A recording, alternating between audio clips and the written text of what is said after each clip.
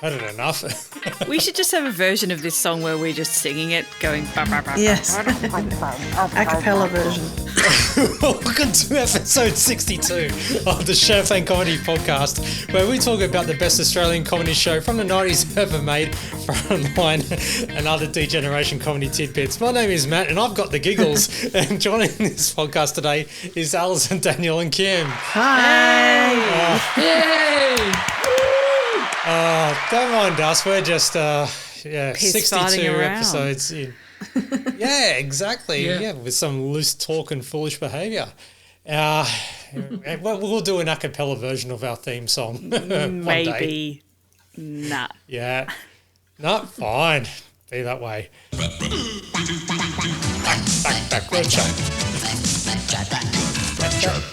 All right, I've got some for you, and The Late Show was referenced on a modern TV show of late, which, you know, every time, other than the previous one that was on Hard Quiz, we have here that the Chase Australia, with the chaser... the Shark. That's him, yeah, the Shark.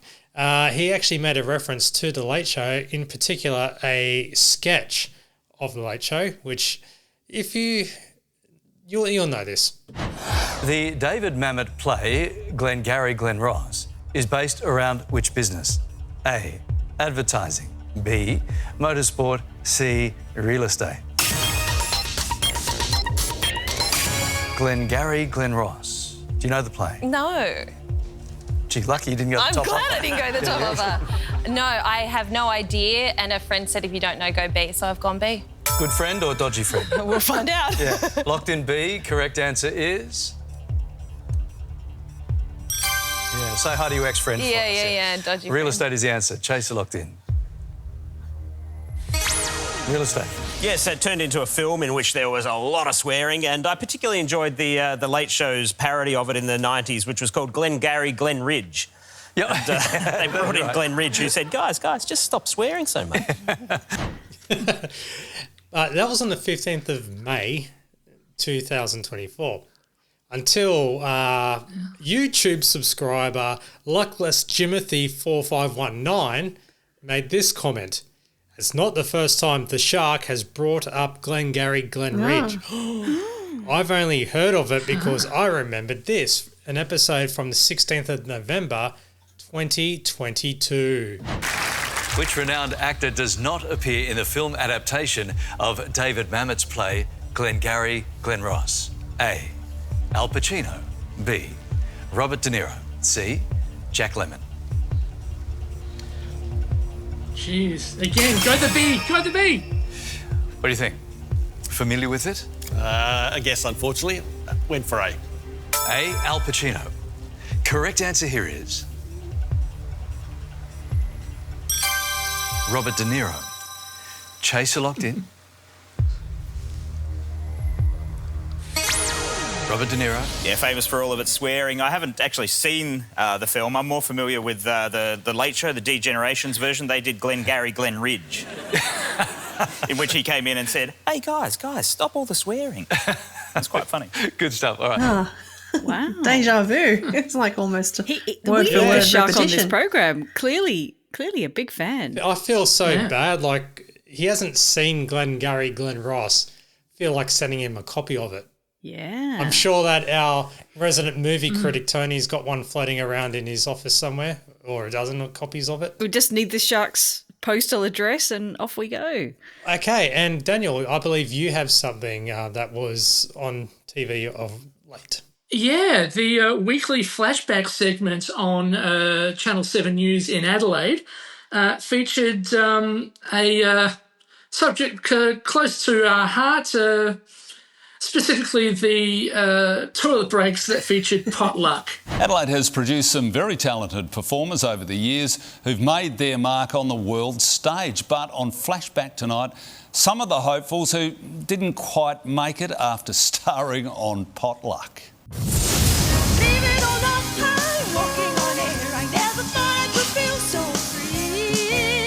Welcome to Potluck, the Adelaide-made talent show where talent was apparently optional. Because everybody there genuinely believed they had something to showcase.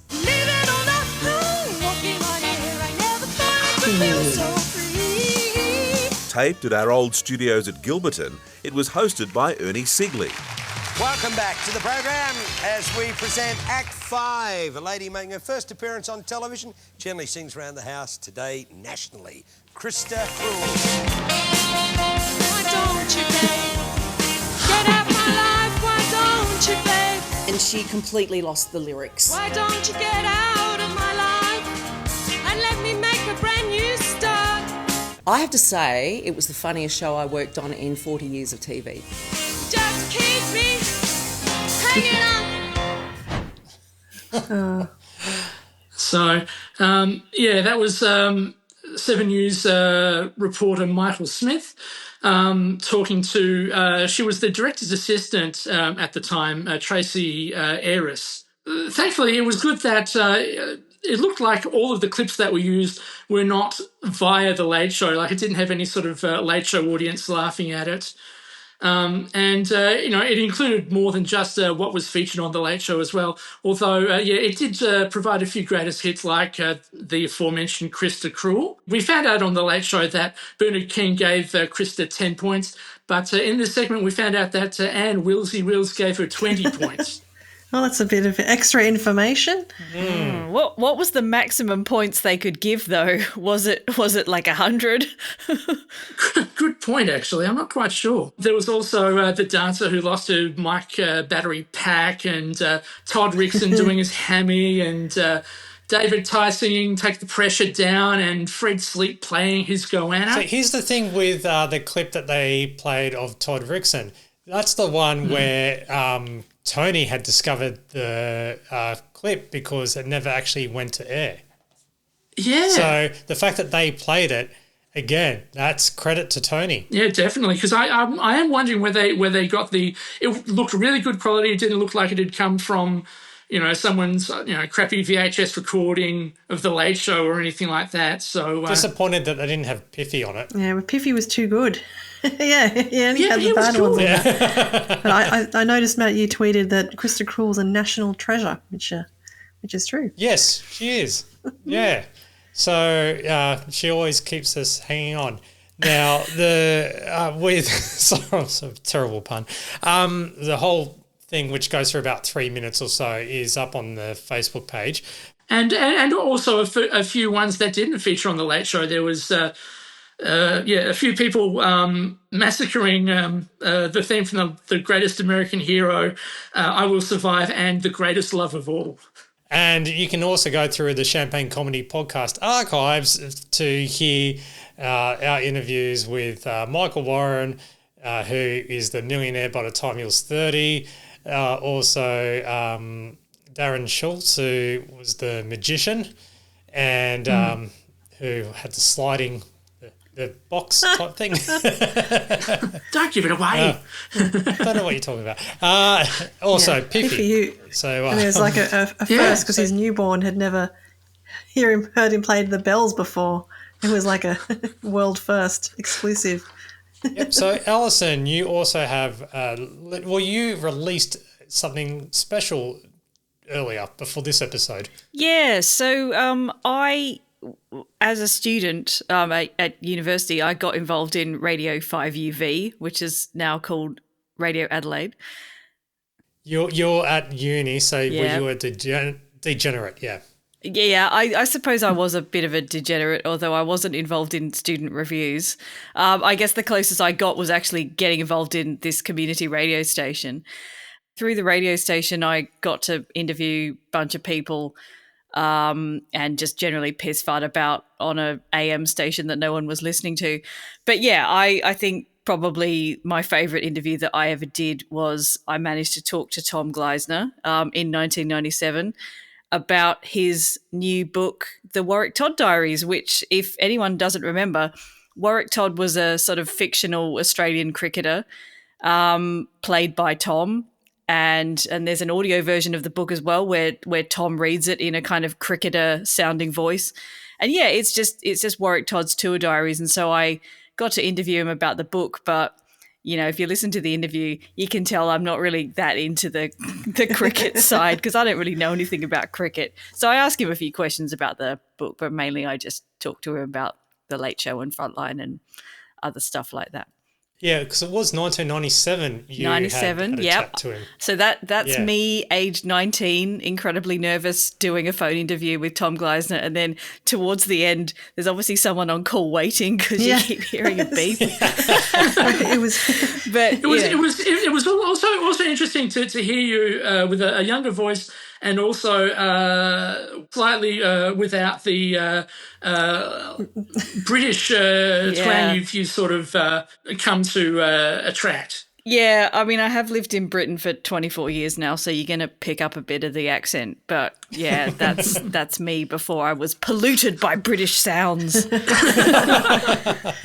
Oh, you watch enough Aussie stuff to still have your Australian accent, just to a large degree. Yeah, I still sound pretty Australian, but, it's going to seep into you, isn't it? Anyway, yeah, so... Oh, you dirty car. Dirty car. Yeah. It was a good interview. You asked all the right questions that all the Late Show and Frontline fans would have wanted you to ask. I was going to say, it's the kind of interview that a proper interviewer who was thinking about a mainstream audience, they wouldn't ask the questions that I did. I'm asking nerd questions, and I kind of freaked Tom out a bit by knowing way too much about The Late Show. Yeah. But hey, the bit where he says, your knowledge of obscure comedy is incredible, or whatever it is that he said. I want that on my gravestone, I think. That's basically my life mantra. Yeah, he seemed a little scared at the end, but a good sport about it. It was like that time where I'm just glad that being community radio that it didn't turn out like Blast FM. Well, I used to love the Blast FM sketches, and I would play them on 5UV when I was doing a kind of 11 p.m. on a Tuesday night sort of time slot. And honestly, we're a bit better than that, but not that much. When you're on that community radio, when you suddenly hear, get Gary to back the ute around. Yeah, there was a bit. Get the jumper leads and a Gemini. I think the bit that really resonated with me from those Blast FM sketches was, the people doing like really bizarre time slots, like 11:45 to 12:15 every second Tuesday or something. Because that literally is what the schedules are like on community radio. You can never really build an audience because you don't have a good time slot that's kind of weekly or whatever. So it's just you tune in and you get random amateur crap, essentially. When was yours broadcast? Did you get any feedback after it was aired? I once played some songs by an Adelaide band called Pornland. I don't know if you remember them, Daniel. They basically were sort of, they'd dress up in... I have, no. They would dress up in flares and sort of 70s, colourful 70s gear, and they would go around the pubs and they would play like songs that had appeared in 70s pornography. And so some of the songs had some kind of female moaning sounds on them. Anyway, I played this one Sunday afternoon and this older woman rang in and complained that I was playing this, this music. I want to complain. Yeah, it was the Elderly Operations Centre rang up and complained about the appalling music. Yeah, anyway, that was really the only complaint or any feedback at all I ever got, really. Because no one's listening. Plus it's Adelaide. Yeah, I mean, actually, the 5UV kind of broadcast zone, it wasn't just Adelaide, it was the surrounding areas, and I think it went over the Gulf as well, and people on the other side of the Gulf could actually pick it up if they were really keen. So it had a surprisingly wide coverage. It was also Australia's very first community radio station, by the way. I did not know that. Started in 1972. Yeah. Okay. And tune in next week because our license has been extended to next Tuesday. It was a little bit more professional than that, but yeah. Yeah, thankfully it's still going as well because, it used to be owned by the University of Adelaide until 2016 when they sold it and it became fully independent. So, still going today. It's called Radio Adelaide now. So, if you want to listen to Alison's excellent interview with Tommy G, it's the episode before this one in your podcast feed. Yep. Thank you to Alison's archive. Yeah. Anytime. I did very briefly interview Judith Lucy once, and I must pull that out. But I think I only asked her 5 questions because anyway, I'll see if I can find that one. Doesn't matter how long or short it is. It's all content for this podcast. Trust me, I dug into my archives and I'm like, oh God. It's all in this week's TV Week, packed with great family entertainment. Oh, Jesus! It's Daniel G and his program guide. All right, a couple of items I saw in the guides. First of all, as of today, Monday 18th of September, Channel 10's soapy Echo Point has been moved from the 6 p.m. slot to 11:30 at night. AM or nice. That's not a good sign. Yeah. And you know what? While you're talking about Echo Point, let me just quickly check now to see. And trust me, it'll be worth it. I can tell you that in its place at 6 o'clock, Channel 10 decided to air the story of a lovely lady who was bringing up 3 very lovely girls. All of them had hair of gold like their mother, the youngest one, surprisingly enough, in curls. I wonder what that program was. Yeah, the Brady Bunch of all things. There was a very short review of it in the Sydney Morning Herald Guide by Bruce Elder. Farewell to the truly awful Echo Point. Hello to the equally awful The Brady Bunch. This spot should be returned to The Simpsons immediately. Let's face it, Bart on 10 is a desirable alternative to Brian on 9. Oh, no, here it is. It was on 10 Play. Oh, is it still on 10 Play? And it was on 7 Plus as well, but they're all gone now. Damn. That might be a blessing. All right, well, that's what I was searching for. It's both wiped from 10 Play and wiped from 7 Plus. Maybe they've moved it to Paramount Plus. Oh, I would say Tubi TV or something. We're going to make you pay for that shit. All right. The other thing which I noticed is a short article by Andrew Conway in his mixed media column talking about Frontline. The Frontline team is in a race against time. The lease runs out at the end of this month, being September 1995, on the production company's South Melbourne office, and the landlord has given Rob Stitch and the team notice to quit. The problem is the office is also used as the Frontline set, and there are a handful of episodes of the series still to shoot. A couple of months ago, the landlord discovered we were making television here. He thought we were an insurance firm, says Frontline writer Tom Gleisner. We've had several heated meetings, and the long and short of it is the lease is up and we're being kicked out. What happens if they don't finish filming? Episode 13 will start with the line, "Gee, it was a pity about the office fire." Hopefully we'll finish filming in time, get the carpet steam cleaned, and we're out. I think the landlord's got a more reputable tenant to move in. Oh, interesting. So I can't remember what happened in the 3rd season. If they have a completely different set, I guess I'll have to rewatch. Oh, they do. They do have it. Yeah, so obviously they moved. Well, yeah, essentially, it seems to be a few years down the track from season 2. So that kind of explains away why the place looks different. All right, so the program guide proper. So after Frontline at 8 o'clock, Four Corners at 8:30, and Media Watch at 9:15. For some reason, ABC TV can't seem to let go of Absolutely Fabulous. So we had all of season 3. We had a behind-the-scenes special last week, and now we're going back to repeats of season 2, specifically episode 1 titled Hospital. After Patsy becomes the subject of a tabloid sex scandal following an affair with a married member of Parliament, she finds something much more disgusting written about her in the press. Bastard! No! Watch. Close horses. No, further. No, Patsy Stone. Yes. 47. I'll sue! is she? I'm 39. And I'm an oval. Oh, After injuring her big toe, Adina checks into a hospital for surgery, and Patsy tags along planning to undergo a chemical peel in preparation for her interview with Hello Magazine. Wow. I mean, I'm turning 47 later this year, and, I'm suddenly realising I am that old. I am 47 now. So that indeed. Yeah. And I went to my friend's birthday lunch today, and she turned 47 as well. And she she said something about how she looked appalling. She meant to say appealing, and I was like, well, you need reading glasses like I just got. So yeah, that's another thing that happened when I was 47.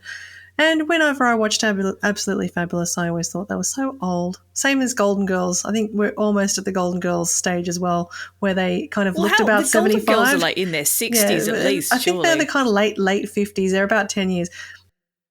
Yeah, they've got about 10 years more than we do, but they look about 20 years older, as people in the 80s did. So... Going to Channel 7, it's another repeat of Lois and Clark, The New Adventures of Superman. Season 1, Episode 18, The Rival. An old rival of Lois arrives in town to work for the Daily Planet's rival newspaper, the Metropolis Star. And she seems to be getting all the exclusives, making Lois furious. But then Clark leaves the Daily Planet to also work for the Metropolis Star. But it turns out it's an undercover job to find out why Lois's rival just happens to be at the right place at the right moment to get all those scoops. That sounds very similar to... It sounds like a Frontline with the fax machine, with the Glen Ridge. Okay, over on SBS, we have episode 3 out of 5 of the German documentary series That Was Our War. That wasn't the theme to That Was Our War. Well, as someone who never studied history, I never studied history at school, so most of my World War II knowledge is basically from Allo Allo. No, look, I play that because I've got no other information about this show. So I've got the book of Allo Allo, the Renee Artois' War Diaries. Yeah. So I inherited that off my grandfather. So Matt and Kim, this is your knowledge of World War II is based on Allo Allo. What percentage of World War II do you think involved the Allies or whoever it was trying to track down the fallen Madonna with the big booties? Yeah, about 41%. Good mooning. All right, so turning to Channel 9.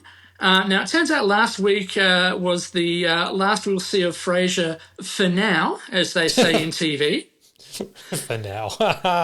And basically it's not comedy. I'll put it that way. I'll read the review from Alison Stewart in the Sydney Morning Herald Guide. If you saw it, you would not have forgotten the critically acclaimed Katie and Eilish Siamese twins which screened 3 years ago. It told the heart-rending story of two beautiful 3-year-olds, conjoined twins, and their separation. Joined from shoulder to pelvis, Katie survived only 3 days after the complicated procedure to separate her from Eilish.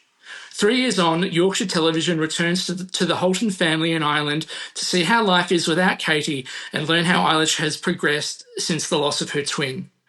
This is a calmer program, not as emotionally charged as its predecessor. How could it be? Eilish emerges as a quiet, determined, positive and beautiful child, but who knows what she is really thinking? Who knows how the loss of her soulmate will affect her in years to come? How the knowledge that Katie died while she survived will weigh on her, and how she will view her parents' difficult decision to separate her from her sister. That she comes from a loving and sensitive family will surely help. But how must she feel when she meets Abigail and Brittany Hensel, two lively conjoined twins older than Eilish, whose parents are not considering separation for fear of losing their children? Does she see herself and Katie in them and mourn? So, yeah, much more serious stuff there. It's called Eilish Life Without Katie. Feels like a potential Frontline plot, doesn't it, that one? Because, Frontline would have been all over some conjoined twins have they presented themselves. Well, it's certainly, real tearjerker kind of stuff. Yeah. The only other thing I'll mention is that Eilish Holden was reportedly the inspiration for the name of Billie Eilish. Oh, that's interesting. Yeah, it's a bit of an odd one out among the rest of the night's viewing, especially when I turn over to Channel 10 and see what they're doing on Healthy, Wealthy and Wise. How's that for a segue? Beautiful, beautiful. So tonight's episode looks at tap dancing, ideas for children's parties and how to prepare beef croquettes. Cherie DeHaas talks about allergies. Ross discusses the importance of compiling an inventory. And Jim travels to Arkaroola in the Flinders Ranges. Oh, so what's Tonya Todman doing? Maybe she's doing the ideas for children's parties. Maybe she's dressing up like a clown and, doing decoupage or something. Or at Kids like least that, don't they? Kids love clowns. Yeah. Can't they just do the chocolate game? But the chocolate game, you'd have the block of chocolate and the knife and fork, and you would try and cut the chocolate up with the knife and fork. And was that just me? No, we had the chocolate game. That was strange. Okay, that was fine, really weird. Good. I also had the chocolate That was a Gen X featured thing. in a baby shower I went to once, which was not good. It was like the nappy chocolate game.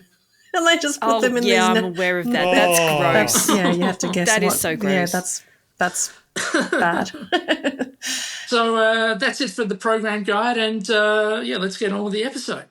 Thank you very much, Daniel. All right, who wants to do the intro?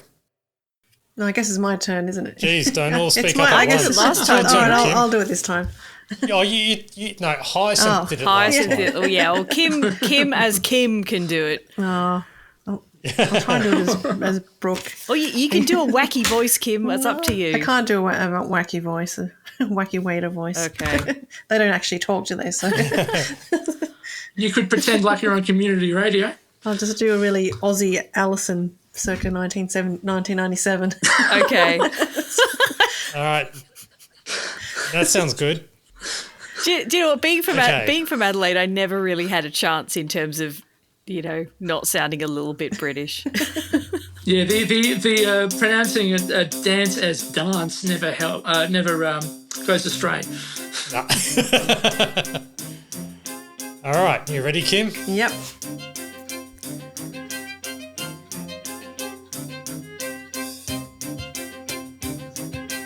Four, three, two, cue in. Hello, I'm Kim. This is Frontline Season 2, Episode 9, All Work and No Fame, broadcast Monday, September 18, 1995. Yay! Well done!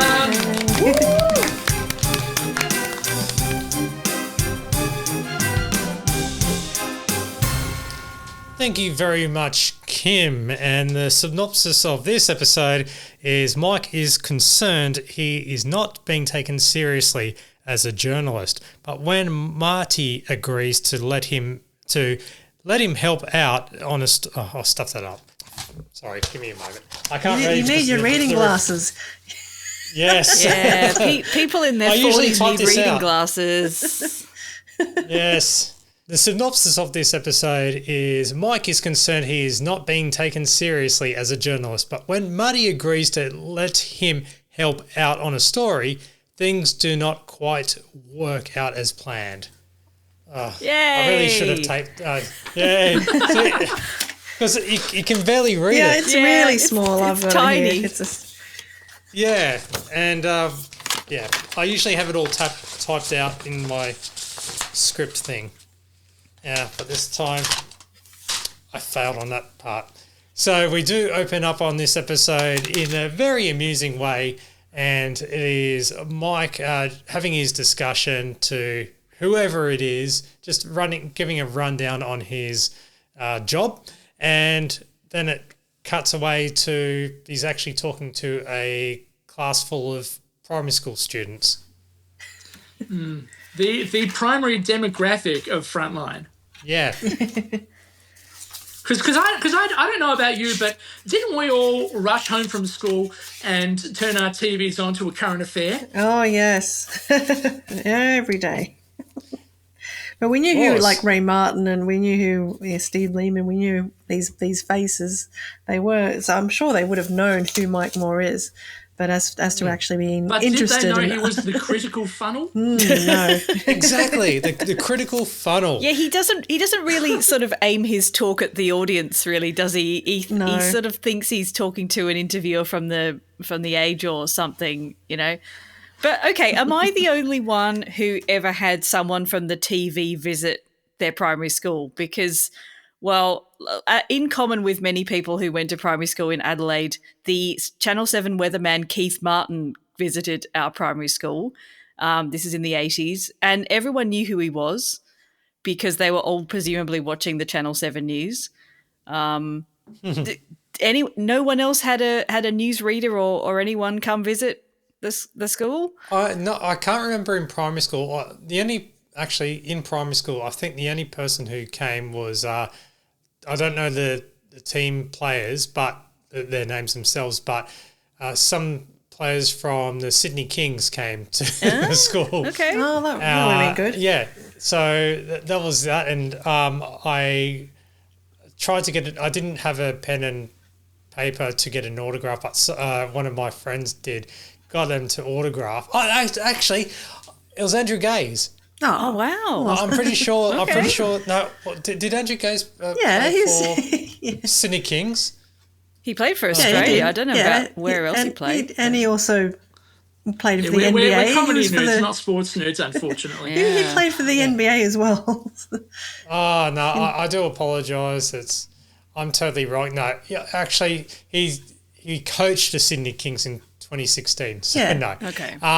He was a Melbourne Tigers player during when I was in primary school. So no, I'm wrong. So who was it someone then? who was I can't remember, but whoever was a Sydney King player in 1991. One of them. Yeah, and then one of my next door neighbour got an autograph off a player, and because I didn't get one, I asked for a photocopy of the signature. I go, hey, here it is, and then my brother ruined it, saying, "Oh, a photocopy of his signature is worth nothing." Yeah, thanks. That's what siblings are for. Anyway, but in high school, Dr. John Darcy went to my high school to open a science technology day type thing. And you remember those, you remember in the early 90s where you had that, it was like an atom type ride thing where you sit in the middle, or you strapped in the middle, and then you spun around and all the discs or whatever rotated. Oh, yeah. Yeah, I think I know what you're talking about. It was like a cool little ride thing that was in the early 90s. And, so that we tried to get him to ride it, but he refused to. So it was on display, and I don't blame him. Oh. So, Dr. John Darcy when he was on Beyond 2000. No, I just texted my partner in the next room, who was Sydney Kings player in 1991. He says, Dwayne McLean. Does that ring a bell? I think that rings a bell. Yeah, There was 2 or 3 players who turned up, and I think might have been Dwayne McLean. But, anyway. I'll go with that. Should have got the weatherman. You see, I will remember Keith Martin visiting our primary school until the day I die. And he must have been there for so long as well, autographing copies of his almanac. Alas, I didn't have a copy of his almanac. I do remember 2 things that he told us about, though, because this was the late 80s. So he talked to us about chlorofluorocarbons and global warming. That was the first time I'd ever heard of the concept of global warming. So from Keith Martin. So actually his talk was very good. And it, unlike Mike Moore's, it was very much aimed at primary school kids and getting them to understand the weather and why these things are important. In primary school, I just remembered, I remember going to a Western Suburbs Magpies game, right? So this is New South Wales Rugby League at the time. And I saw weatherman Mike Bailey there because he was a massive Western Suburbs Magpies fan. So, yay, that's my primary school. Yay, weatherman. Steve Carfino. That's another one, sorry. Are you just going to read out like random 90s? Yeah, just going to go 1991. That's brilliant. There'll probably be more, throughout the episode. I'll just get more names on this. I can picture the photocopy, and I'm trying to, decipher the scribble that's in my head of the signature, and so I think it might have been anyone judging by the scribble. I'm guessing. Yeah, but the McLean sounds a bit right. I'll go with that again. Back to Frontline. Yeah. There was, it was question time for Mike. Actually, Mr. Moore, I do have a question. Oh, good. If your day is so busy, how do you have time to come and speak here? I don't know, quite frankly. You make time. Although when I get back to the office, there's going to be a list a mile long and hell to pay. I just love the fact that he checked his pager, or his beeper. Yeah. Yeah. But we find out later on what the beeper is all about, or the pager. But yeah, go back to the office, and Mike has realised that no one is actually looking for him.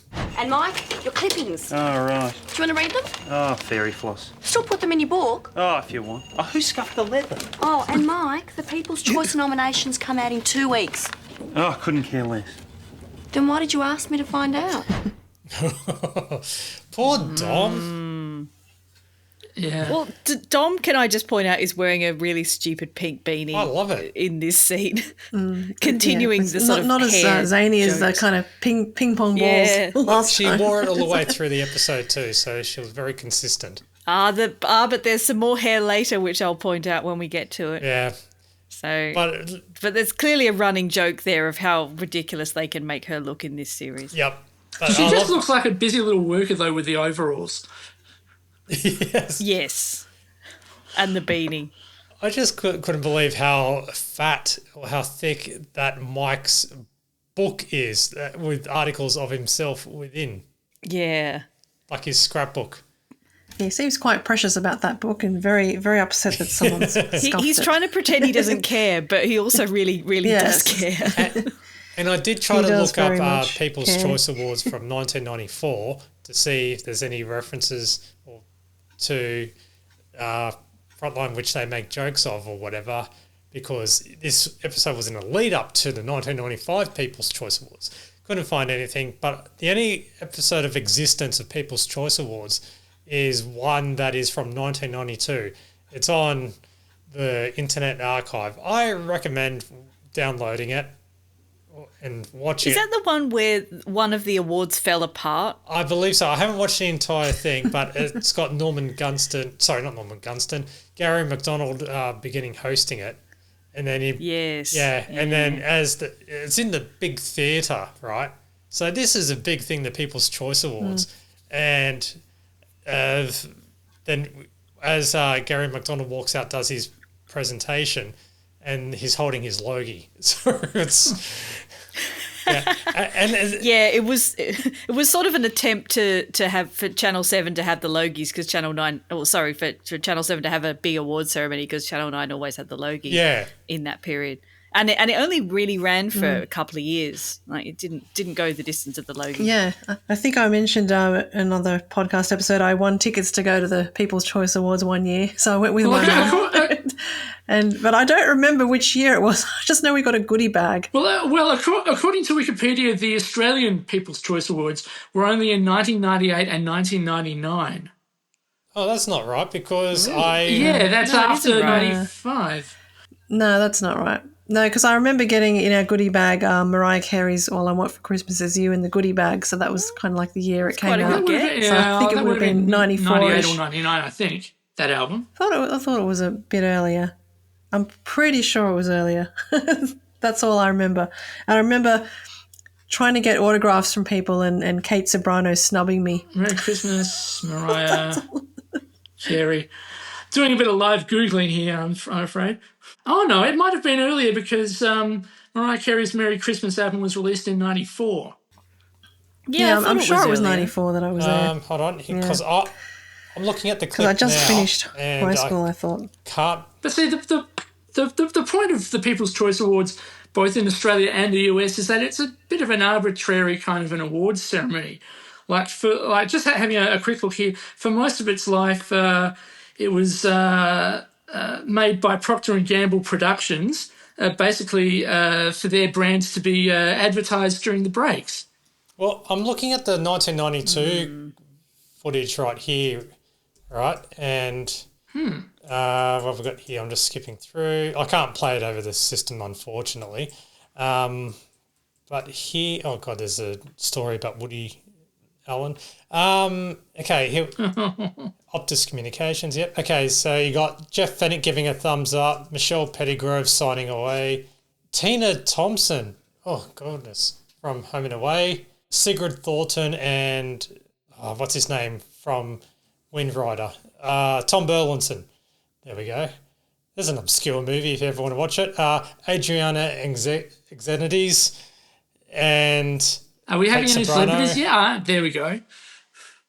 Oh, Dieter Brummer. He's on the stairway signing an autograph. Names. But I could have sworn when I went that that Jane or Santo were presenting an award or something, because I vaguely remember thinking, oh, we're in the same room as one of the DGen. So that's, yeah, it could just be my imagination and my memories. Anyhow, the point I want to make is that the People's Choice Awards is basically, it's a bullshit made-up award that everybody wants to win. So the Logies is different. How? So Marty's working to the bone on an explosive story, also dealing with his personal life. Sam can see the exhaustion and suggests wooing Marty's girlfriend, Karen, by taking her to the People's Choice Awards. There's a hot night out. There we go. Yeah. Easily pleased, they assume that she's just going to be automatically, oh, yep, he's been working 24/7, but I'll get to go to the People's Choice Awards and get to dress up, yay. I'm kind of interested in this story he's chasing, because they sort of don't really tell you a great deal about it, other than it's this kind of, they describe it as last of the big name entrepreneurs. And as basically, so which implies a kind of Christopher Skase, Alan Bondy type sort of well-known entrepreneur. But now they're just involved in selling speed. Yeah. and I mean, I don't remember Christopher Skase or Alan Bond or any of those guys getting involved in the drug trade. But so presumably this is just made up. But I'm just putting this out there. Was it inspired by anything real, or have they just made this up? Oh, that's a good question. If it's inspired by someone, are they still alive? Yeah, I would say made up as well. You know, like anything that sounds like that, it sounds more underbelly than anything else, really. Well, Scasey was in Mallorca because he stole Barjass's Capricciosa. Yeah. Well, I guess like Tom was saying in that other kind of making of documentary, some is real, some isn't, and it's just up to us to keep guessing. Yep. After, Marty feeling a bit burnt out, Mike comes barging in, wondering if Sam needs him for anything, misreading his pager. Marty has asked Brooke to help offload some of his stories until... Oh, I'd be happy to give you a hand. So, washing a vacuum. Hey, I'm prepared to help.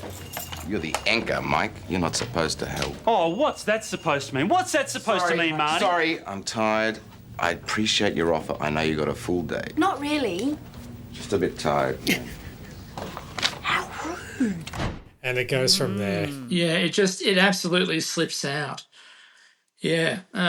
You're the anchor, you're not supposed to help. I think also there's as we see a bit later, but as we've kind of learned already over the series, Mike helping would actually be more of a burden than a help. You know, he's not really very good at doing the job of reporting. It's quite upsetting, the fact that his little mention, like Marty is tired, and his subtle stab, and everyone jumps on board with it because Dom's like, oh no, that was bloody rude. He's having a go at you. And then... Yeah, Jeff as well. They all agree. And even Jeffrey agrees too. Mike's kind of like, oh, no. But no, even Jeff. Mike does consult with Jeffrey over it. Do you think I intimidate him? No, I just think he doesn't like you, and I can't understand it. You know my theory. What? Well, he thinks he does the hard work, and I'm the show pony doing the easy desk job. What? It's not easy doing a desk job. You're the anchor. You're the critical funnel through which everything funnels. I know. Critical funnel. Yeah, we're going to be so drunk in this episode. We're so much so that we're going to be non-critical funnels. Meanwhile, Jeffrey's time at the school was a complete opposite experience to Mike. So an hour and a half talking about... primary school kids love the weatherman. Yeah, because there's explosions, you've got to watch out for the H and the squiggly lines, plenty of things to do. Yeah. I want to know though, because like when Channel 7 Adelaide weatherman Keith Martin came to my primary school, he arrived in the Channel 7 helicopter, and I want to know whether Jeff arrives at the primary school in the network helicopter, because you know he arrived to your school in the helicopter. Yep, this is it, because that would have been more exciting than the actual him being there. I think that it was all pretty exciting because they had the TV cameras there as well to shoot the footage of him being at the primary school, and then they show that on the TV that night. Today I went to this primary school and look, and here's all the kids waving, and you try and look for yourself. Anyway, so the whole thing was really brilliantly staged. But yeah, if you got the helicopter there, kids love the helicopter. Did they land in the soccer field or? Yeah, that's what they did. They landed on the oval, and then he gets out, and then we all go inside, and he tells us about global warming and chlorofluorocarbons and stuff, and then the helicopter pilot shows us how the helicopter works. And yeah, it was pretty cool. Imagine if they landed on the handball courts. We didn't have handball courts. You didn't have handball courts? Didn't you have like a couple, just a big concrete area with squares or whatever? Yeah, but you couldn't. But why would you land the helicopter there when you can land it on an oval with nothing else around? I reckon it would have been fun where everyone's playing handball and then suddenly all the balls just go flying away because the helicopter's coming overhead. But it would have been like that movie that's referenced in The Late Show where the helicopter lands and people's heads get cut off. It would have been that. You don't want that. I can't remember what that film was. Oh, you're talking about Twilight Zone, the movie? Yeah, something like that. All right, well, in the kitchen, Jan tells Brooke the network has picked up a documentary series with Brooke as host. Brooke Vandenberg's World of Nature. 37 times 1 hour documentaries. But Mike doesn't know. It's going to give a run for... take ages to get through that. Will it be pitted up against David McGann's world? Yeah, David McGann's world about him. That was the first thing that I thought of when I heard Brooke Vandenberg's World of Nature. I also wondered if one of the documentaries might be Jeff's Urban Fox documentary finally making it to air. Yeah, the poor guy. You don't know if he actually, that goes to air for him or not. But yeah, the way they describe the way it all works, I'm pretty sure they're not really revealing that many secrets. That it would have just been a news anchor or the weatherman or somebody just doing the tops and tails as they call them, basically just introducing and back announcing. That's the one. Yeah, each documentary sight unseen. Yeah, Brooke is horrified at the potential prospect of watching all 37, but luckily Jan sets her straight, just says, you don't have to do that, just a couple of hours. In Sam's office, Emma gives Sam Mike's beeper number because, he needs it. 419-6000. Did you look that up? That's what what happens if you try it now? Don't you have to put a 9 or whatever? 419-6000. Because it's Melbourne. Oh, yeah, you've got to put a 9 there now, don't you? Well, whatever Melbourne is. Yeah, what's Melbourne? Well, Melbourne's... I think Melbourne's 9. No, well, Melbourne was 03. Yeah, area code 03. Yeah, that's 03. Yeah. And potentially 9, but I don't know.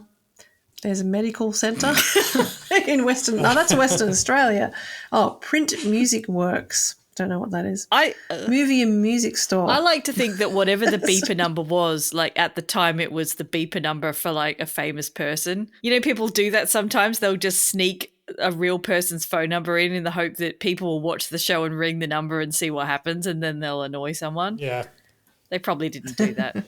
I'm sure that one of them would have been John Blackman from Telecom Mobile Net. Yeah, that's what I like to think happened if you ever, paid that number. So, but we do find out that it was Sam who had given Mike the pager because he turned it into a one-way street. So he was sick of Mike having his mobile constantly calling him. That's a very, very clever way of doing it. What time are you shooting with Brooke? What time are you telling Mike? When's Halley's Comet next, Julie? Well, you can't put it off forever. Huh? I should just warn you, he had a chat with me before. What about? The phrase more than just a desk job was Oh, used. no, not Money again. got under his skin. Oh, look, I'm running out of tricks. Mike, you are the critical funnel through which everything flows. Well, that's good. I've used it. as the beginning of the episode. All the cards are starting to get into place now for basically all of the stuff that Sam has to work out. Now, Dom gives Marty some mail. Turns out it's a death threat. Yeah, lay off or die with like individual letters cut out from magazines and stuck onto a piece of paper. So another thing that's gone by the wayside because of the internet. Yeah, bring back physical magazines so we can send threatening letters again. You do that now, and it's just scratched out iPad. Bring back is what it is. Yeah, bring back a functioning and cost-effective postal service plus physical magazines so we can send threatening letters again. That's the ideal combination, because the layoff or die probably would have taken 3 weeks to get there, and by the time that would have happened, the expose would have you got to spend ages like cutting each letter out, putting it on with a pair of tweezers and the clag glue, and it's hours of work. Or the Perkins paste.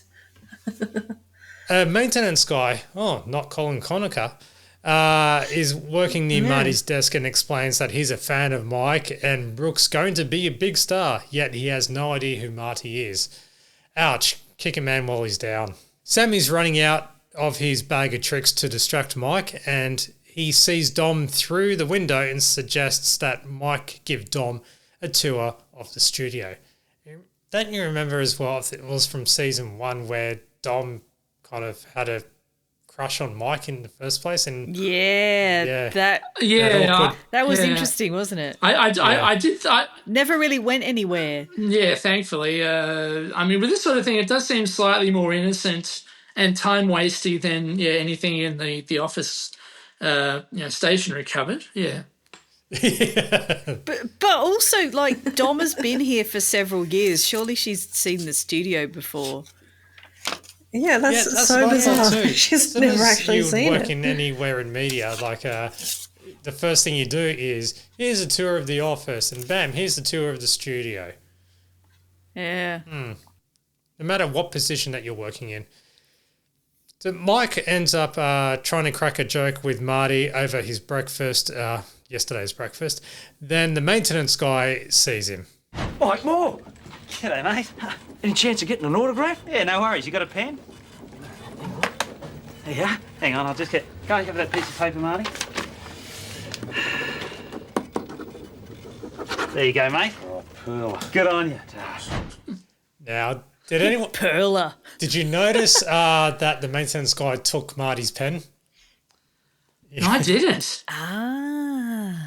Yes, I didn't notice that. It was probably a good pen. I remember the Curb Your Enthusiasm in the last season. They were just saying how the trick is, if you want the pen, you just go, oh, that's a nice pen, and then the person will usually offer it to you and go, here's a pen. So, but this person just took it and put it in his pocket. Yeah. I was trying to work out whether the piece of paper that Mike got was actually Marty's threatening letter, and I don't think it was. It wasn't, because the layoff or dino was on an orange bit of paper, possibly due to budget cuts. Daniel. If last episode is anything to go by. But budget cuts down at the criminal's office, they've got to use the orange paper. I was also worried he might have signed away something, some rights to something by kind of autographing this paper, and it might have been some weird contract or something that he didn't know about. Plenty of potential plots they could have gone for there. Jan gives Sam a rundown of Brooke's documentary series and a People's Choice Award situation. Now, because it kind of syncs up to the whole awards night. So Sam wants to delay announcing Brooke's news because of Mike, but Jan needs to do it sooner rather than later because of the People's Choice Awards to link it all up. Now, Mike gives Dom a tour of the studio, which, again, a bit weird, so she should have seen it beforehand, but... Now look straight into the camera. Oh, wow! Yeah, and read. The lions of the Kalahari. There are probably very few animals in the world that have attracted more fame than... Wow, this is fun! Well done. ...than the king of the beasts. Tonight on World of Nature, we take a look at these fascinating animals. Oh, God, Mike, this is so easy. All we have to do is sit here and read. Well, it's pull it a go. It's a bit more complicated than that. How? Well, I mean, you got to change cameras. You know, sometimes you got to pick it up like that. And you know, a lot of my ad libs aren't scripted. The important ones are, of course. Uh-huh. There's a lot in the tone you use. What else? Oh, same problem with my niece. Nice throwbacks to a couple of episodes ago. Yeah. I just like they said, oh, my ad libs, the good ones are scripted. It's like, well, that's not really an ad lib, is it? I think it's interesting that Dom just picks up the auto cue really quickly, because I once had a go on an auto cue and I thought, oh, I can nail this, you know, and I found it really hard actually just to coordinate sort of reading it for the first time and then speaking it. So I would sort of go with Mike that it is a bit more difficult than it looks. Maybe Dom just is a natural and, you know, I'm not, perhaps. No, I think you're right. I remember it's doing certainly it. an art to read something possibly, well, most likely sight unseen. Read something for the first time and not saying we're doing it. Did a NBC studio tour in New York, and it was myself, my brother, and my cousin, and it was the news desk part, and my cousin volunteered to read out the teleprompter, like for the weather and stuff. And as he's reading through it, he's like, oh, he's doing it pretty good. And then it gets up to the weather and it says, oh, and today it will be 93 degrees Celsius. It's like, as we're reading through and going, no, it won't. And everyone laughed, and it's like, he's just continuing on. Why are you laughing at me? It's like, no, it's Fahrenheit, not Celsius. Yeah. Like, you'd be dead at 93, I imagine. You would. Yeah. So, he just reads whatever came up on the screen. But it just said, to be fair, it said 93 degrees. Yeah, whatever. Yeah, probably just 93 degrees. Yeah. 93 degrees is cold, isn't it? Isn't it really cold? No, because it is, that would be a decent day. Oh, yeah. no. Cold is like 31 Fahrenheit. Like 30, yeah. Like it's, okay. Or something like that. I don't know Fahrenheit.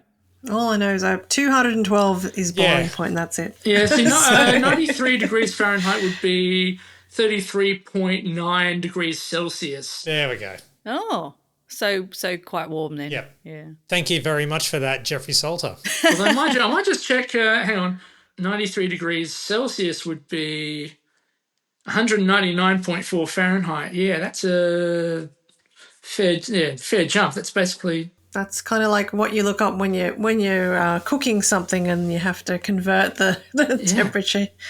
It's like, I've got to always have to look that up. As Dom is reading out the teleprompter, she reads out Brooke's name and new show, much to Mike's shocking surprise. And then Mike does explode into Sam's office about Brooke's new show.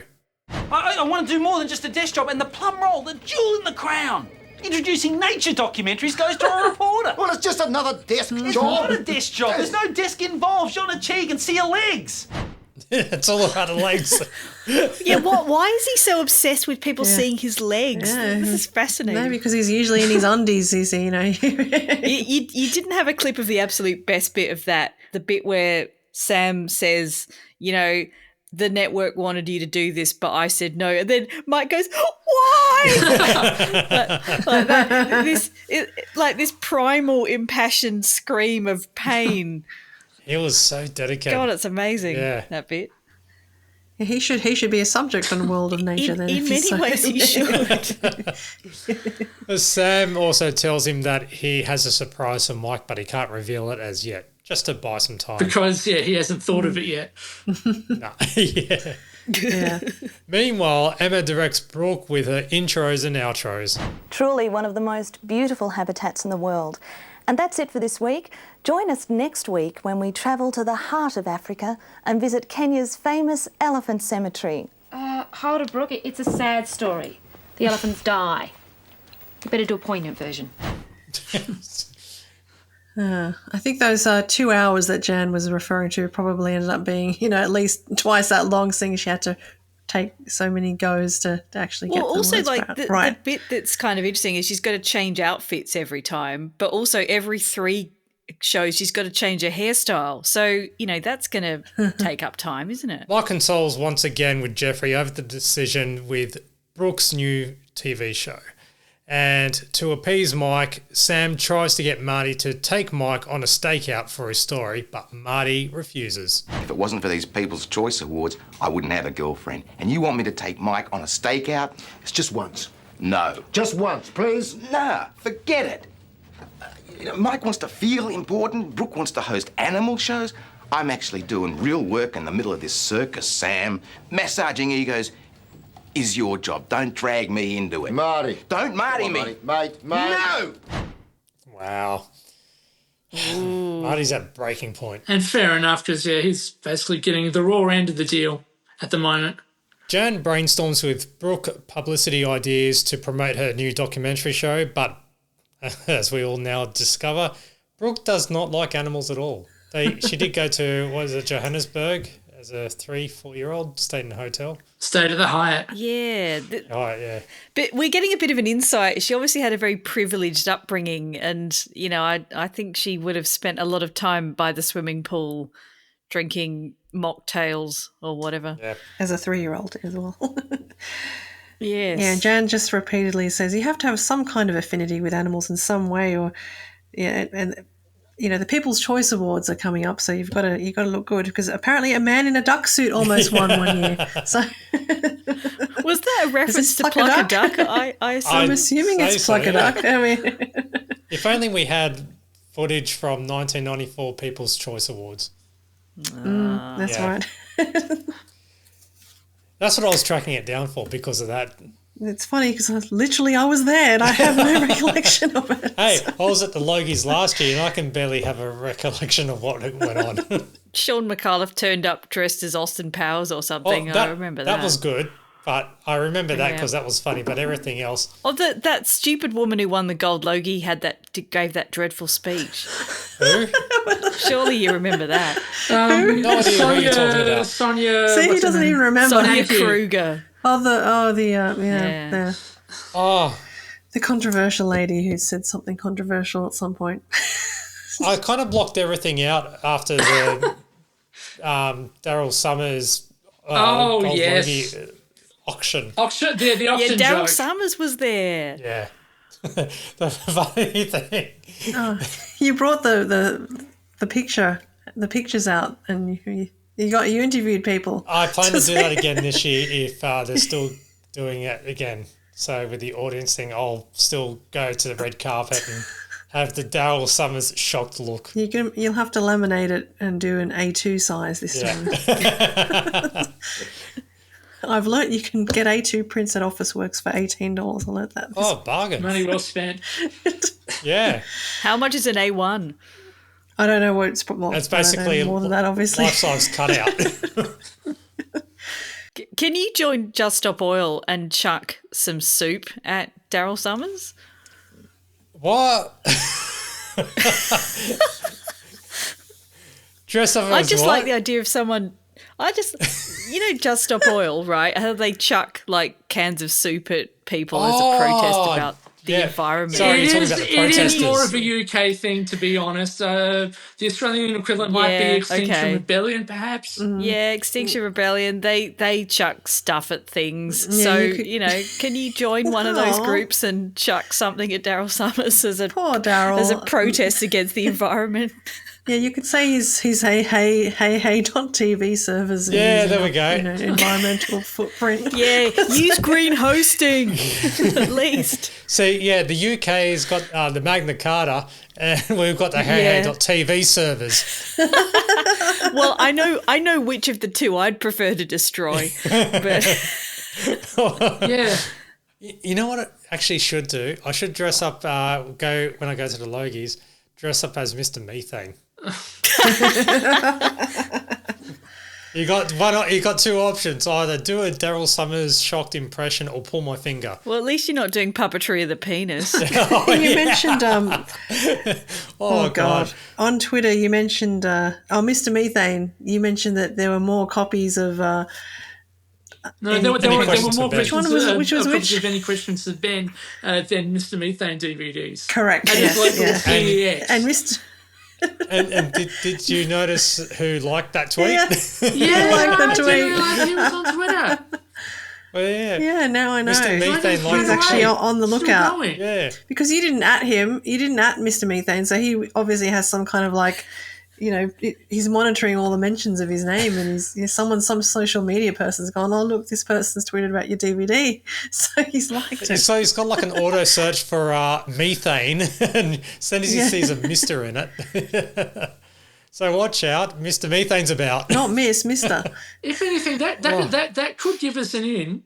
It'd be interesting to maybe talk to him, you know, about the Martin Malloy days. I mean, it's pretty much Martin Malloy that put him on the map there, I think. We gave him some airtime. Oh, yeah. Hold on. Go on. I'm gonna do this. Put the effect in there. Yeah, there we No, go. I thought you were going to do a massive fart effect. Oh yeah, that too. Hold on. Have you got a or Yeah, something? Barjas one. Yeah, that's the one. Yeah. Gorgeous. Gorgeous. Yeah. Oh. Gorgeous. That's a... Yeah, it looks like he's got a Facebook page as well, Mr. Methane. So I didn't know he was still around. He's quite he's a bit older. Is he still doing the act? He's still doing the act, yeah. That's good to know. Because he's older, it just becomes more natural for him.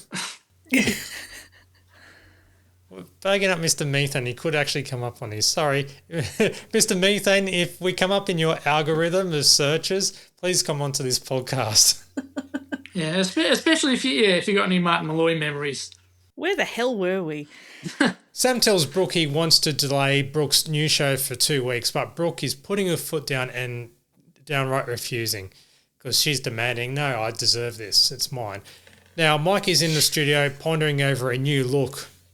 Possibly remove the desk, show some legs, making sure that his page is off screen, which I find interesting. Did he turn the pager off? Yeah. Because that could go off during the show. Don't want that. Nah, you know what I do think though? It's a good, not what's the word, prelude to maybe the next episode, which is all about the restructuring of the Frontline desk. Yeah, because he's saying about a new look. Yeah. Anyway, interesting. Maybe I'm reading too much into it. After the show, Sam is drowning his sorrows at the table when Emma notices not all is well. Sam? I know you're doing your power good to see me like this, but if you have an idea, say it now. What can you dangle in front of me? Emma, look, I'm hurting. Perhaps the producer credit to Brooke's show? You've got it. Goody. Well, come on, what is it? Give Marty the London job. Make him European correspondent. London job? He's wanted it for years. I can't afford to lose Marty. You won't lose him. The cutbacks. They're closing the London bureau in a month. You weren't to know that. Know what? Marty will be so rapt he'll take Mike out in the stakeout, so Mike will feel like he's out from behind the desk and you won't have to put Brooke's launch back. So you have Mike, Marty and Brooke happy. Emma, do you know who you remind me of? Me. Brilliant solution. Yeah, I've never found Emma more attractive at all. So Yeah, I was going to say, Matt, at this point in time, I think you would have liked Emma quite a lot. 100%. That's just pure. I guess I'm attracted to her brilliant organisational skills. Just, yeah. Yes. So Mike is asleep in bed and gets a call from Marty inviting him to the stakeout. But, sorry, he wasn't asleep in bed. He was up all night researching. Can we just talk about the big poster he's got by his bed? I know. It's like, it's a magazine cover with Mike Moore as like Man of the Year or something on it. And it is so huge. It just dominates. And he sleeps right next to it. So when he wakes up, he can see a massive picture of his own face. Oh, and it's in the shot while he's saying, "I'm so sick of all the publicity rubbish." Yes, classic. Cut to Marty in the car with Stu reading from a London tourism book because, it really stung, really hurt for him to make that call. But hey, it's just going to get easier for him. The next day, Marty, Brooke and Mike are a little happier with Emma discreetly taking credit. So she's like, hey, me. Ooh. But during the stakeout, though, Mike annoys the crap out of Marty and Stu. You might get to see one of Australia's tall poppies go down tonight. I hope it's soon. I've got a dinner party at 8. I've got a beeper, though. What the hell is that? Oh, Terry made it. Jan sent a photographer out to get some photos of me on assignment. Fire away, Terry. Did you mind? Oh, dear. Yeah, and Marty doesn't broke. quite understand how to do a stakeout, does he? No. There's two excellent things out of this short scene. The first is Marty and Stu looking at Mike saying he's got a dinner party at 8. And then, second of all, the bit that wasn't in the clip, the twanging of the can ring pull. Oh, yeah, that's what in the audio. I know I put the subtitles on and they mentioned twanging. But also the part where it's like, oh, how long have we been here for? 20 minutes. Wow. And if anybody should know about the wedding game, it's Rob Sitch. You know, because he goes on about, waiting. It's a shit scared reference, sorry. Oh, okay. There we go. Yeah, the waiting game, because it's raining. Mm. Yeah, from the first shit scare. Waiting game, Tommy. Yeah. But that does remind him of the time he was in the bath. He hopped out. His hair was wet. Was it raining out? Hair was wet. Mum said, Rob, don't go out there. Could catch a cold. Join the dots on that one. Now, it turns out, and this what has really pushed Marty over the edge. Yeah. And Marty's assaulted Mike, so Sam tells him to apologise to him. I'm sorry, Mike. I shouldn't have banged your head against the dashboard. I thought there was a passenger side airbag. Marty. I'm sorry, Mike.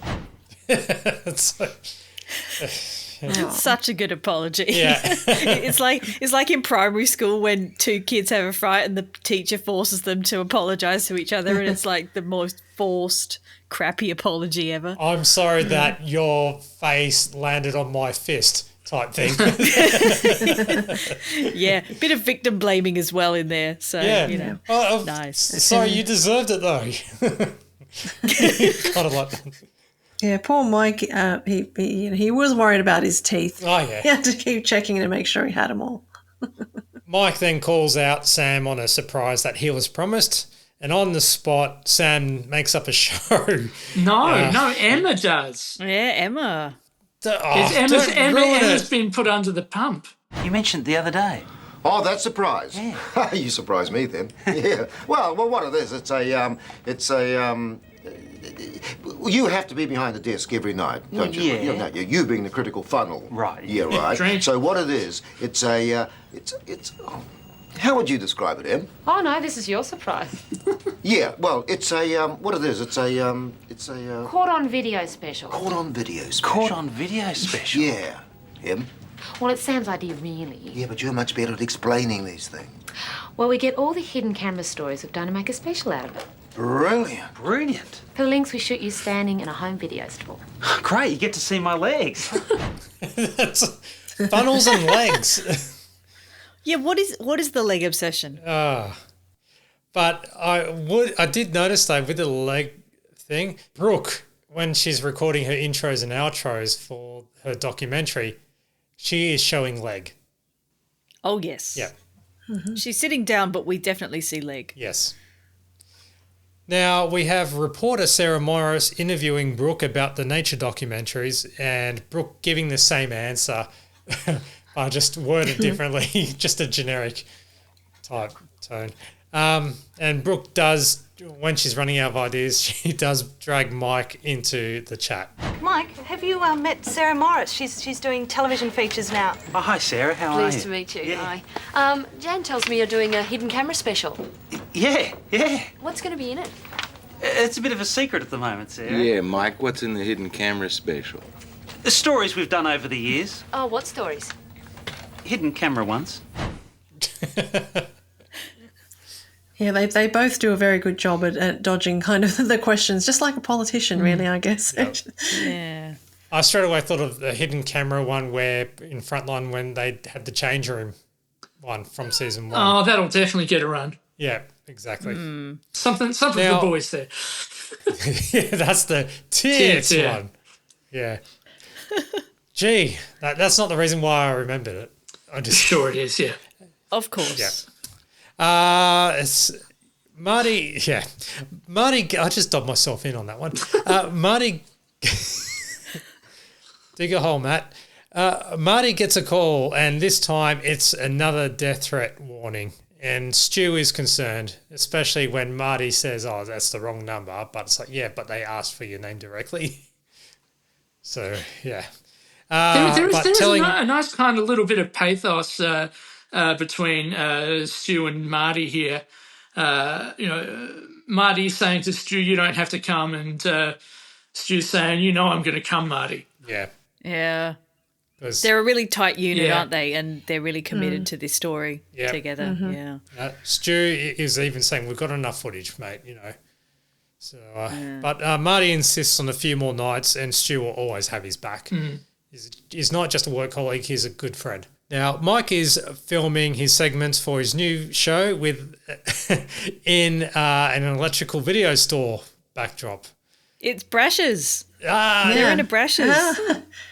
Yeah, you can just see the labels on the different video cameras that he's standing in front of have got brushes on them. So, yep, those of you who remember brushes, go watch this bit. Oh, okay. Very exciting. I was trying. Of course, I remember brushes. I was looking at the sale signs and stuff, and it just, to me, it looked like it was a Chandler's, but I couldn't see anything definitive because I know Chandler's used a lot of red in their sale signage, but I'll go with brushes because that does look like a brushes also, setup. Brushes gets a thank you in the credits. I mean, Yeah, there we Ken go. Bruce also gets thanked, so I thought originally maybe it was Ken Bruce's shop, but you can actually see signs that say brushes.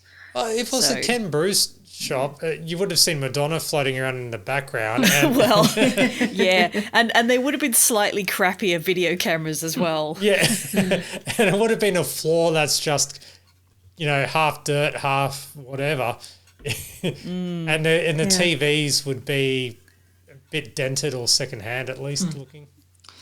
Yep. Yeah. I wonder if they actually got some of the handy cams they used to film Frontline from this very brushes. Wouldn't they have? Or maybe from Ken Bruce. Who knows? Yes. You can see his legs though. You can see Mike's legs. Oh, yes. In an emergency meeting now, and Marty's in hospital, all beaten up, and his story needs to get to air still. So Sam tells Dom to, quote, page Mike, or page him, a sentence that he thought he would never ever say. And so Mike can record the links. And Stu is looking a little worse for wear too. Yeah, Stu's obviously been quite beaten up as well. You can see he's got sort of like, gauze on his face and bloodstains and Yeah. doesn't look good. As you can hear with Mike's reaction. Oh, look at you. Yeah, some of the folks weren't too happy about the story. Yeah, so you're going to have to front it.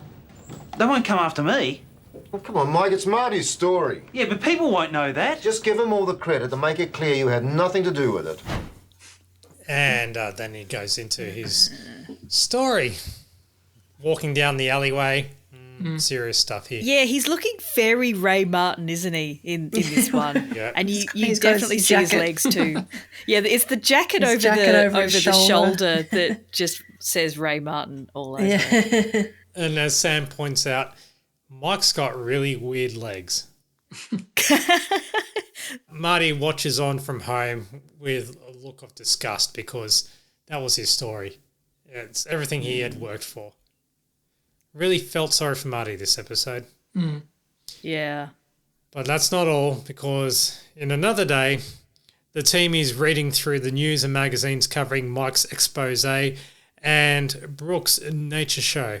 Now, as Dom's reading through it, this is an actual magazine which Peter Phoebe, or Pete the Clown, had sent through to us at the TV Extra.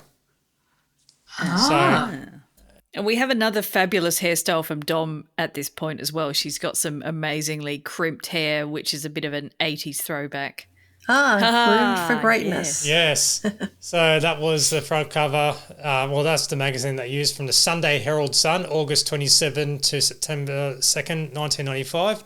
Groomed for greatness. Mike Moore, the fashion's frontline. In fashion's frontline.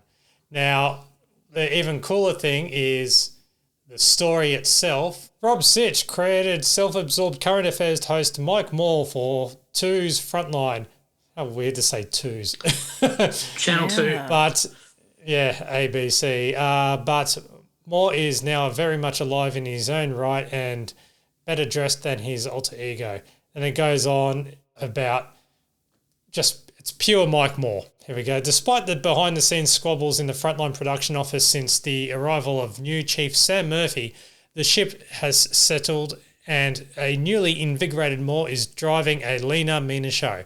The personal trainer has helped, said Moore. You can't be in television these days without a personal trainer. This is such a grueling profession. Moore and his team of coordinators to help with his look, it's become the biggest single item on the show's budget, he said. But as these survey results show, the effort's been worth it. So talking about his hairdresser, his makeup artist, personal trainer, wardrobe assistant and technical assistant. But I do like here the comments from the other staff. Say, reporter Brooke Vandenberg, Mike and I rarely see each other at work because I like to get in before lunchtime. The only time we bump into each other on a regular basis is in the makeup room. And receptionist Dominica, Mike treats me well, really well. He always says thank you when I get him lunch or drop off his Saab in for a service. And once he even let me keep the flyby coupon that he gave me when I picked up his dry cleaning. And producer Emma Ward, deep down he's very thoughtful. Last year he even remembered to get me to organise a birthday present for myself. Now, what Mike says about those rumours, you wear lifts for special occasions. And he's gone, height is very important in this business. I have a pair of shoes made by the same company behind the Wonder Bra. They sort of lift and thrust me forward at the same time. And then you'll host on the next Logies. And he says, I think Channel 9 has got them next year. And when it comes to reading an audio cue, I think David Rain and Tracy Grimshaw will have it all wrapped up. Now, you have sold your life story to electronics today. Well, Trailer Boat Monthly said no. And you are Don Lane's love child. I'm not. And you and Yana dated once. We didn't. So, no. Very simple answers, very straightforward answers. Yes. So a little bit different to what Dom had read out about the hardcore reporting expose, and then the lift out to Brooks' nature documentary show. Yeah, unfortunately that wasn't in. But they used that same magazine because even the advertising on the back was the same one that Peter Phoebe had actually supplied. So again, thank you very much, Peter Phoebe. I can mention your name one more time, Peter Phoebe, to give you more credit. Thank you, Peter Phoebe. In the kitchen, Emma consoles Marty. I've just had the best story of my life stolen by a show pony. I've been beaten up, haven't slept in a week, and I've just heard that they're closing down the London Bureau. And what a great night we're going to have at the People's Choice Awards. You're starting to wear a little bit thin. Which brings me to my second point. I just spoke to Jan about the People's Choice Awards. Apparently they're cutting back on numbers this year. It's only going to be Mike and Brooke. Yeah. Poor Marty. Rub salt in the wound. Oh, well. But Mike is all fired up to push the story further until his beeper goes off. And the walk to his desk clears up his head. No, I don't think we'll do it anymore. Gee, I wonder why. Yeah. And we find out Cut why. to a very chunky pager with, the words lay off or die written on the LCD screen. Yeah, I did wonder whether maybe Marty said that. You know, Oh, you think? but that's not. It's not shown who sent it, so we don't know who sent it. Yeah. That's a great theory, though, Alice. Yeah. And as the credits roll, there is a mid-credit scene. Yeah, where unless you stopped it earlier, please say you didn't. No, a little bit of improv by the looks of things. So it's just more of an extension of Mike doing his presentation in front of the Brushes equipment, and he's just keeps stuffing up his lines, and you hear the crew laughing, or it's like, Come on, Mike, get on with it. It's all about the legs. Can you see his legs? They look fine. The legs look fine. And that pretty much wraps up or concludes Frontline Season 2, Episode 9 and the Champagne Comedy Podcast, Episode 62. How about that? It always seems when the Frontline episode ends, sort of, I can't think of anything else to say because, it all just seems to end so abruptly. Think of us for the last hour and whatever as the critical funnels to the world of Frontline. Thanks for listening. And please feel free to reach out to us. Email champagnelateshow@gmail.com. Feel free to check out the episode's show notes for all our socials. And also like us on Facebook and search Champagne Comedy Podcast for the group and buymeacoffee.com/TLS Champagne Pod. As always, thank you for coming onto the show, Alison, Daniel and Kim, as well as you, the listener. Thanks for downloading and streaming. I'm Matt, and I'll catch you in the next episode. See ya. Yeah. Bye. See you next time. Bye. Thank you for listening to the Champagne Comedy Podcast, created by fans for the fans. For more information on this podcast, please visit champagnecomedy.com. Produced by Matt Fulton Productions, mattfulton.com.au. Just keep me hanging on. Get out of here, Krista. She's a national treasure. National treasure.